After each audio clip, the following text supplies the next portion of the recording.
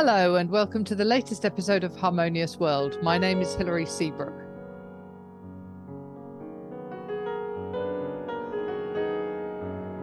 What you're listening to now is Tania Giannouli's novelette from her new album Solo, and I'm going to be talking to Tania very shortly.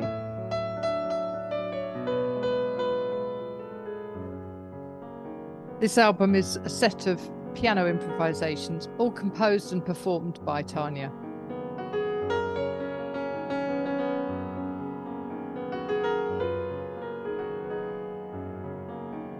They range in length from less than a minute to more than 7 minutes. And they're all individual. So I hope you enjoy listening to this music, and I hope you enjoy listening to my conversation with Tania. By the way, while I'm here, please remember that you can subscribe to help support the show. That really helps to support me in the costs it takes to run this podcast. But I do want to thank you all for listening, and particularly those of you who I know are repeating listeners coming back for more. So I have interviewed some amazing people, and I've got some more incredible ones coming up. In your subscriber package, you would get a separate podcast episode that's just for subscribers, and you'd also get an email with my information about who I've got coming up and what I'm listening to, and also what I'm reviewing. I'm going to be reviewing more albums and live gigs on my own blog site. So I hope you're enjoying listening to Tania play, and we'll soon be chatting to her, and I hope you enjoy listening into that.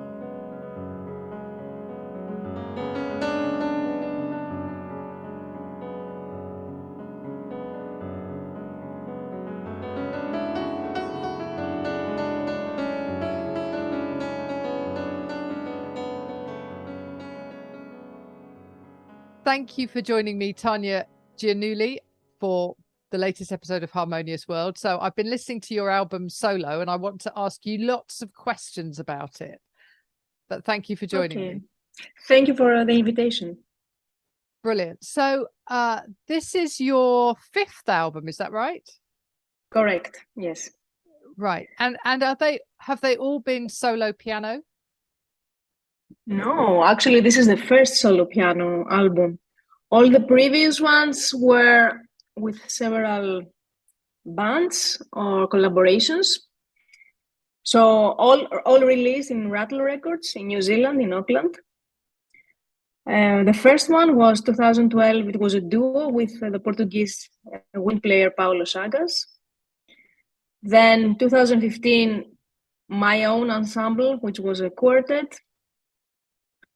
2018, a duo with a Maori musician.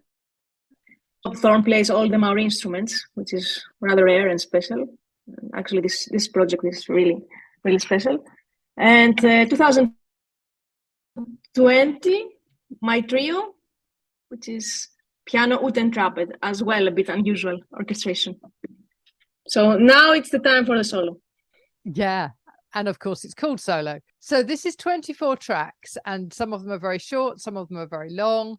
I'm fascinated by the titles, because I'm starting the podcast with novelette because I really like that.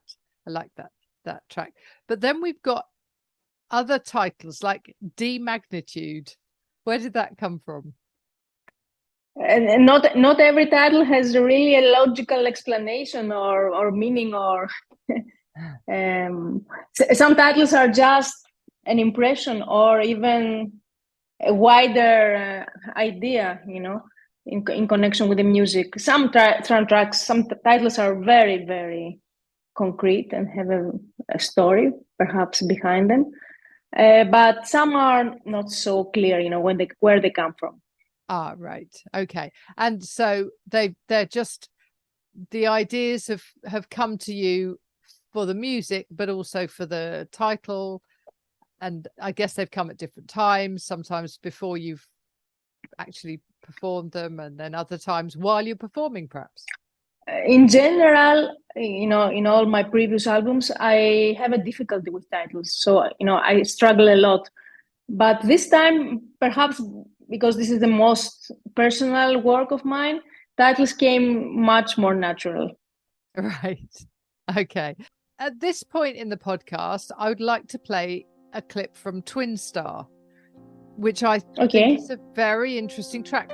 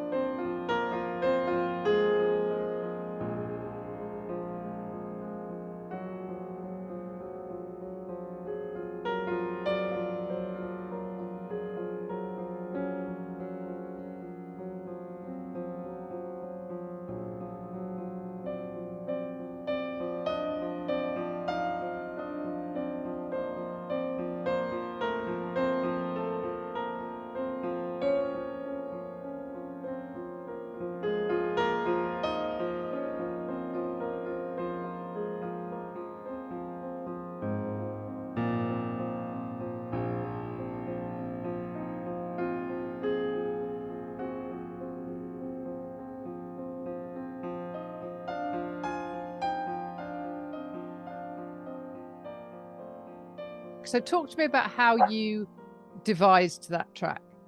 Twin Star is a track that I actually composed. Maybe compose is not the right word, but I had this idea of this theme really a couple of months before the studio. So it's rather a new track. And very honestly, I didn't think so much about the structure. I just wanted. I was sure I wanted to play this track, but I was not sure. When I got in the studio, what exactly it would, how the structure would be, and how it is not a written track. In this sense, it's like that with my music. Some tracks are really composed, so they're really written on a score. With every detail and every note. Some are, I just note down some themes or some harmonies or some chords or some motifs, and some, of course, are completely free. Yeah. I love that, the variety of that, because I think that comes across in the tracks that they... For sure. Yeah. So there's a sense that they're all in the same family, but they're all very different. But in a way, this is the music I make. I would not. It's like my personality. I'm not into doing one thing only, or I like to combine things. I like to not have restrictions, not to put a label on my music. This is jazz, or this is world music, or this is classical, or this is. I don't like that. I prefer that my language is very open. Yeah, and I think that's definitely true, that because I don't know where this sits, because every once in a while you think, oh well, maybe this is just classical, and then you do something different, you go, oh no, it's not classical. It's because there's also some folk elements, aren't there? There feels like some very traditional almost. Yeah, this is true. But I don't do that intentionally. It comes because this is part of my influences. As a Greek musician, born and raised in Greece, this is music that maybe I haven't studied, but still it was in my influences. The music, that I heard when growing up. Yeah, because there's music all round, isn't there? Everywhere you go, wherever Of you course. are. Yeah. It happens everywhere.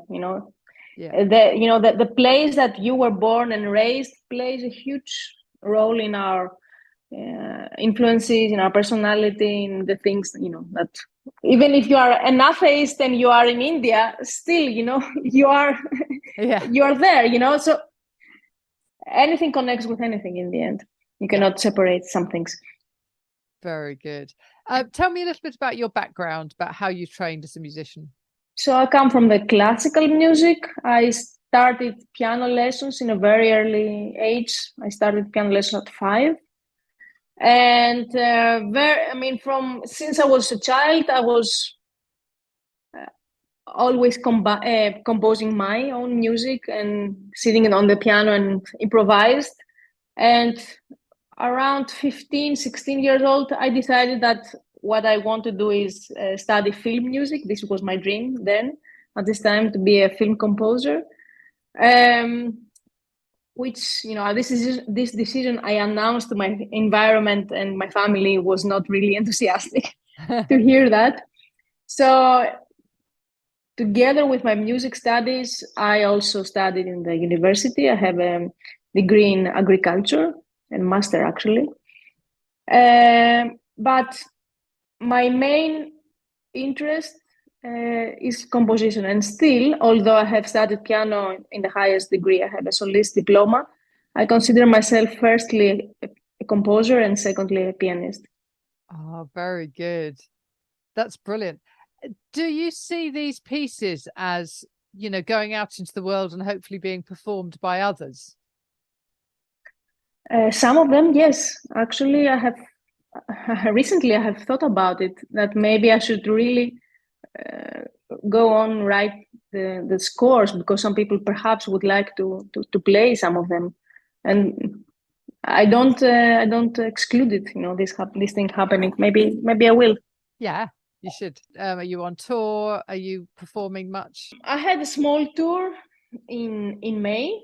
I was and a recording actually. I recorded with Arve Henriksen, the Norwegian trumpet player, in Sweden, and then I had a solo concert in Norway, in Trondheim Jazz Festival, and then I had 3 concerts in Italy. 2 of them were with my trio, and 1 of them was solo. So I have a concert next month in Brussels with a trio, and then I think this will be all for the summer. But from from September and on, things get a bit busier. I have lots of plans and concerts ahead. Yes. Excellent. Very good. And where is the best place for people to find out about either buying this album or seeing you live? The music is, in the meanwhile, in all platforms, of course. But if someone wants to get a physical CD, a physical copy, they should order it either by the side of Rattle in New Zealand, or if they're based in Europe, they can get it from my website, because I have here some copies too. Excellent. And on your website, presumably there will also be tour dates and things like that. Of course, yes. Excellent. Right. Well, I will point people to that in the show notes. But thank you so much for joining me. It's been really interesting talking to you. Thank you very much for the invitation. I'm looking forward. Yeah, brilliant. Well, I will send you the link when it's live, and I'll hopefully one day I'll see you perform live. Fantastic. Yes, I hope it. There are no plans for UK, but who knows? Maybe we meet in another city or. Absolutely. Brilliant. It's lovely to talk to you, Tania. Thank you so much. Thank you very much. Thank you very much. Bye, Hilary.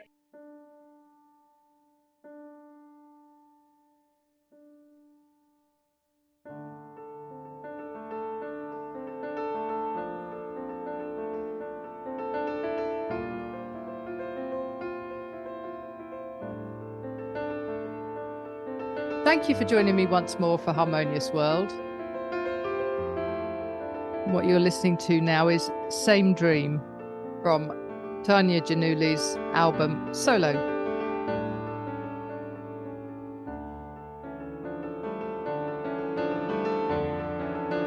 I hope you enjoyed listening to my conversation with Tania. And I also hope that you just have a really, really good week. Please do share what you're really good at. Make this world a bit more harmonious. Thank you for joining me once more for my podcast.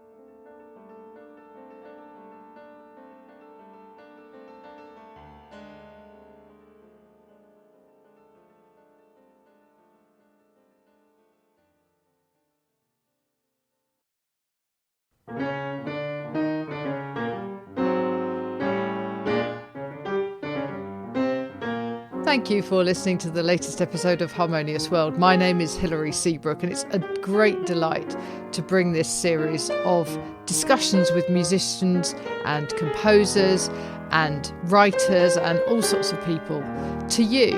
Obviously, there's no point in having a podcast if people aren't listening, and I'm very grateful to my listeners for doing so. Thanks also to Joe English for composing and performing this new theme tune.